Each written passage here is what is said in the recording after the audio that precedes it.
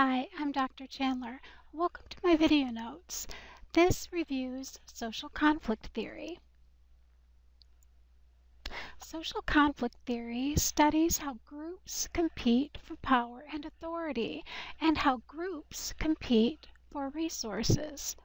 Conflict is often negative, with few winners and many losers. However, conflict can sometimes be positive when it brings about positive change. Karl Marx was a major theorist of social conflict theory. He said that class conflict between the proletariat and bourgeoisie is the engine powered by economics for human history. He considers the proletariat to be the workers, or the proles, and the bourgeoisie to be the owners.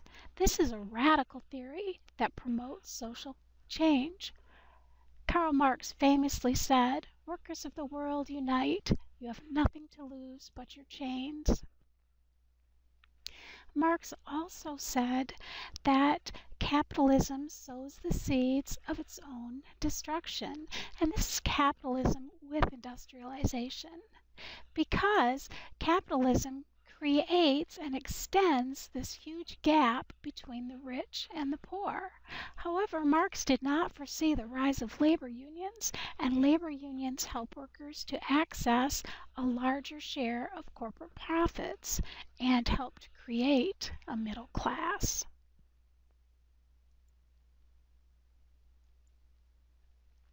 Here's the diagram that I've created.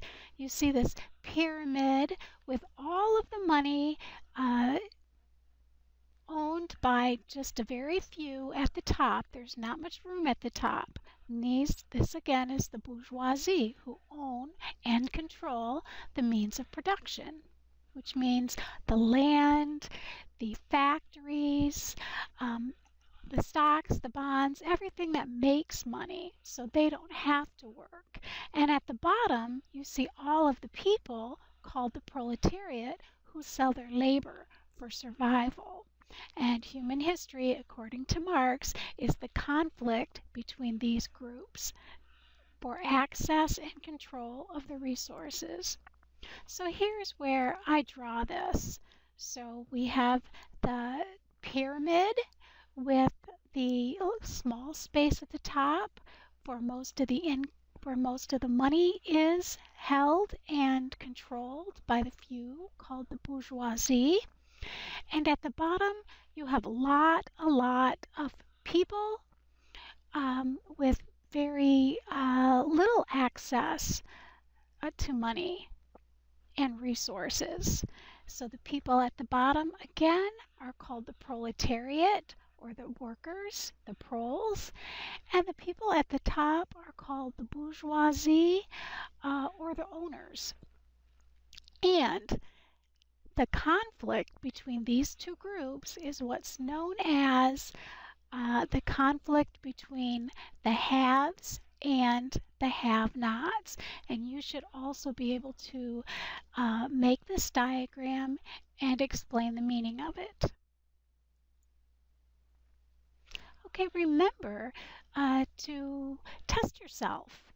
Remember to practice drawing the diagram and to be able to explain the meaning of the diagrams.